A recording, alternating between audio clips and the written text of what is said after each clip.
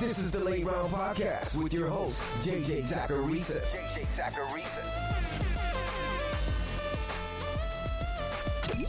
What's up, everyone? It's JJ Zacharisa, and this is episode 810 of the Late Round Fantasy Football Podcast, sponsored by FanDuel. Thanks for tuning in. Before getting into the transactions this week, remember to check out the Late Round Fantasy Football Patreon.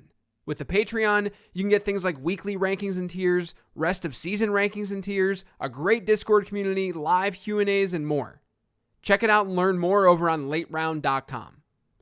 Now let's get to these transactions. Add Jameson Williams. So the NFL changed their gambling policy. First-time offenders who bet on non-NFL games in a workplace environment, they get suspended for 2 games now instead of 6. Which means Jameson Williams is back. Now look, here's the thing. We don't know if Jameson Williams is going to be good or not. He didn't get a lot of playing time last year because he tore his ACL at the end of his final collegiate season. But when he was on the field last year, it's not like he was overly efficient. He had a 1.11 yards per route run rate. But that was on just 37 routes run. We can't just extrapolate that and say this is what Williams is going to be. That's not fair at all. So let's just speculate a little bit. Hypothetically, Jameson Williams is a good player. He ranked above the 95th percentile in my prospect model. That gave him good odds to at least be usable in fantasy football across his first 3 years in the league. And obviously the Lions' offensive situation, that's pretty favorable too. And they need a vertical threat. Josh Reynolds has been pretty solid to start the year. But Reynolds is not Jameson Williams talent-wise. And Reynolds so far has commanded a 15% target share in that offense.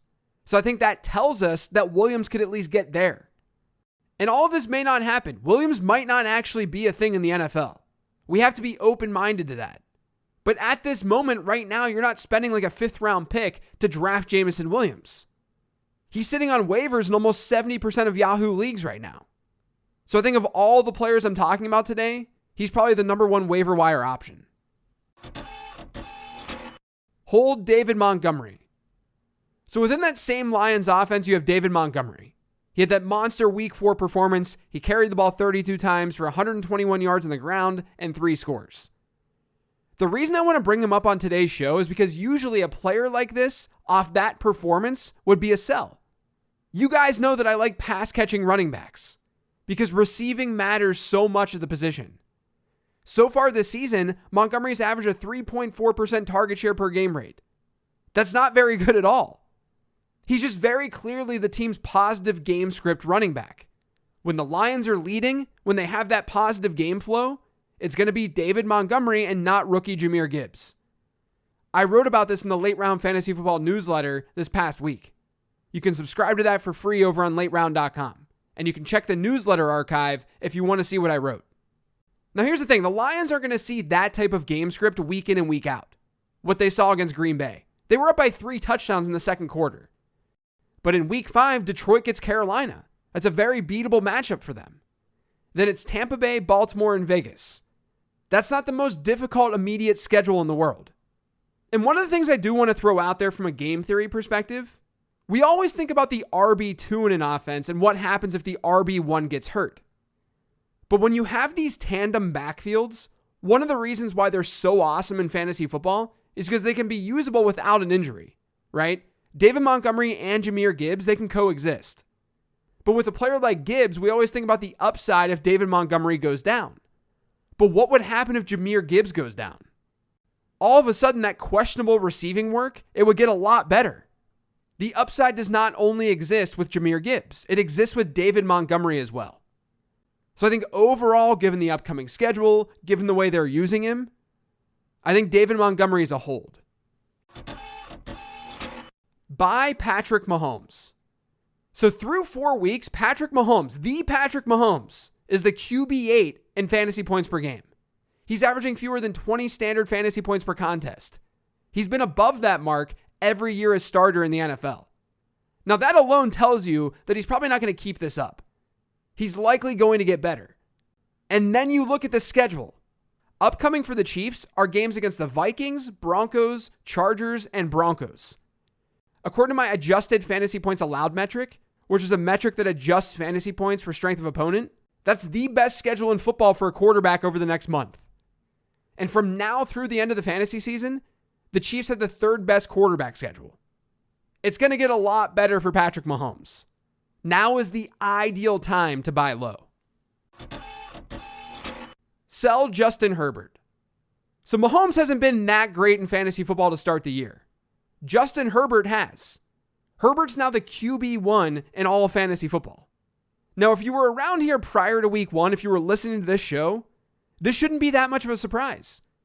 Because of the Chargers' schedule entering the season, that entire passing attack was one of the 15 transactions prior to week 1. I even said that I wouldn't be surprised if Justin Herbert, after week 4, was part of the MVP conversation. Week 4 has now concluded. He doesn't have the best MVP odds, but he's been very, very good in fantasy football. And now might be the time to get out. Now, there was an injury that he suffered in week 4, but it doesn't sound that serious. Let's just throw that out. Let's just take that out of the equation. Moving forward, things won't be as clean for this Chargers passing attack. They get a bye in week 5, which could be a reason to sell right now. And then it's games against the Cowboys, Chiefs, Bears, and Jets. Dallas, Kansas City, and New York are all bottom 10 matchups for quarterbacks in adjusted fantasy points allowed. I don't think Herbert's going to just disappear. Of course not. He's a very good quarterback. I'm just calling this out this week because he's been great, but his opponents have also been pretty bad. Don't ignore the strength of schedule side of things. Hold Justin Fields. So let's just get these big quarterback transactions out of the way. I talked about Justin Fields on last week's mailbag show, and I talked about how he wasn't quite droppable just yet. Maybe in shallower leagues, maybe in leagues where like a guy like Brock Purdy was on your waivers, but overall, he was more of a hold last week. Part of the problem that I had with dropping him was what we saw last season. From weeks 1 through 4 last year, Fields was averaging 9.4 fantasy points per game. From week 5 through the end of the year, it was 23.5. I almost feel like I'm having deja vu. In week 4, Fields had almost 28 standard fantasy points. But he was also playing the Denver Broncos. Denver's now allowed a top 15 quarterback performance every single week this season. And they've gone up against Jimmy Garoppolo and Sam Howell. They've probably been the worst defense in football, with Chicago being a close second. Now, the other piece of this is that Fields did not do what he did in week 4 with his legs. I think that's more of a problem rather than a good thing, because we can't expect Justin Fields to be this fantasy relevant with his arm. This was the first game of his entire career where he had 5 or fewer rush attempts and he scored more than 15 fantasy points. So the question might be, why aren't we selling then, right? He faced an easy defense and he did all of his work with his arm. That's not very sustainable when it comes to Justin Fields. But to me, it's hard to ignore their upcoming schedule. Chicago has one unfavorable bottom half matchup by adjusted fantasy points allowed over their next 4 games. And it's coming up this week against Washington. After that, it's the Vikings, Raiders, and Chargers. Now, if you can somehow use Fields and maybe a bench player to get Patrick Mahomes, that's one thing. I would absolutely be down for something like that. I think in scenarios where your league mates are valuing Justin Fields pretty high, you can probably sell him. I just don't think that's the case. I don't think people are looking at Justin Fields as a guy that you can just plug into your lineup and not have to worry about quarterback. Not yet. So if your league still is not biting, if your league still doesn't think that Justin Fields is going to be this awesome fantasy quarterback, I think you just got to ride this out because of the schedule. The market likely understands that Fields just faced a very, very easy matchup. Add Jaleel McLaughlin. So Javonte Williams has a hip flexor injury. It doesn't sound that serious, which is great. But Jaleel McLaughlin should still be on your radar this week. Against Chicago in week 4, the undrafted rookie, he played just 6 fewer snaps than Samaje Perine. He had 1 more attempt and 1 more target. Now Denver gets the Jets this week, and that's an okay enough matchup from a game script perspective. So if Williams does miss a week or 2, at the time of this recording, I have no idea how long he's going to be out. McLaughlin should have some flex appeal. Buy Zay Flowers. Zay Flowers had a monster week 1 target share of almost 48%. Since then, his target share per game rate, 23.6%. That target share still isn't that bad. But Flowers has not been very productive in fantasy football. His target share is high. That's good for PPR formats. But he ranks close to 100th in wide receiver air yards. That's a problem. If he's not going to see any targets down the field, he's not going to score many fantasy points. But I do think there's some hope. Obviously, Flowers, who's a rookie, can naturally get better as the season goes on. We've seen that historically with rookie wide receivers. But according to adjusted fantasy points allowed, Ravens wide receivers have the second best schedule over the next 4 weeks. And they also have the second best schedule from here on out. So I think better days are ahead because Zay Flowers is an incredibly talented wide receiver. Add Tyler Boyd. After 4 games, no team in the NFL has scored fewer offensive touchdowns than the Cincinnati Bengals, which is absolutely crazy to think about. And now they have T. Higgins, who fractured his ribs in week 4. According to injury analyst Jeff Mueller, this could be a 2 to 4 week injury. I've seen other injury analysts say 1 to 2 weeks, but regardless, it sounds like T. Higgins is going to miss some time. And Tyler Boyd could see a bump with this news. According to my friend Jacob Gibbs of CBS Fantasy, when T. Higgins has been off the field since the start of 2022, Boyd has seen his targets per route run rate go from 14% to 20.7%. So he should see more targets go his way with this injury. The Bengals offense, though, has been horrible. We can't ignore that. But I should say that Cincinnati has a top 5 schedule in adjusted fantasy points allowed over the next 4 weeks for wide receivers. And when looking at rest of season, they actually have the best one. Maybe this is a time to buy low for Jamar Chase if you really need some help, if you really need a change in your lineup. But at the very least, I think it's okay to add Tyler Boyd. Buy Zach Moss. So there's a chance that we see Jonathan Taylor back with the Colts this week. It sounds like he's going to be practicing with the team on Wednesday. But there's also a chance that he holds out longer than anticipated, or that the Colts eventually do get a deal done, that something changes with Jonathan Taylor. We should never assume a certain outcome, even if that outcome is the most likely outcome. We should never look at an outcome with 100% certainty. If Taylor's not on the field for the Colts, Zach Moss is the player who benefits the most. He's coming off a bad outing in week 4 where he scored just 9 PPR points. But he saw 86% of Indianapolis' running back rushes for a second straight game. Now, the Colts do have one of the tougher schedules for running backs moving forward. But embrace chaos a little bit. If someone in your league thinks that Zach Moss is totally worthless now because Jonathan Taylor is coming back, even though that's a very real possibility, embrace the chaos. Embrace the contrarian viewpoint. Because you could be getting Zach Moss at an ultimate buy low moment. We're not saying this is what's likely to happen. We're saying that it can happen. And at the very least, Zach Moss is a handcuff to Jonathan Taylor moving forward. Add Michael Wilson. So at first, I was going to talk about Trey Palmer with this transaction, but Mike Evans' hamstring injury doesn't sound that serious. But that's an extra transaction for you. But instead, let's shift our focus to another rookie wide receiver in Michael Wilson. Wilson's been getting some run in this Cardinals offense this year. Only Marquise Brown and Zach Ertz have run more routes. And Wilson has been the most efficient player per route run. He has a 2.50 yards per route run rate. Marquise Brown, for context, is at 1.94. Wilson hit a season and career high 17.1% target share in week 4. He had a top 10 performance because he found the end zone twice.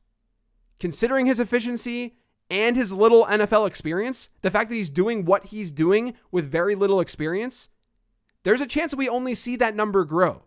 That target share only get better. When a rookie shows us something promising, we want to go after that rookie. Add Josh Dobbs. Guys, we need to talk about Josh Dobbs and what he's doing.